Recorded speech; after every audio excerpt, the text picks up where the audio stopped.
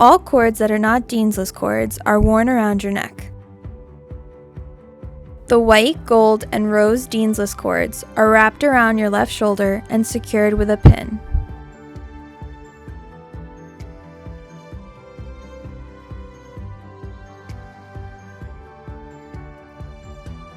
Blue Deansless cord will be worn around your neck. Your hood should be worn around your neck with the largest portion of the hood hanging down your back.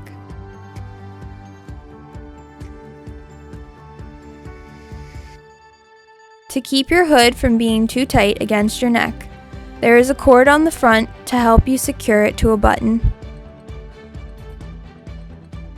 The front of the cap is indicated on the inside of the crown.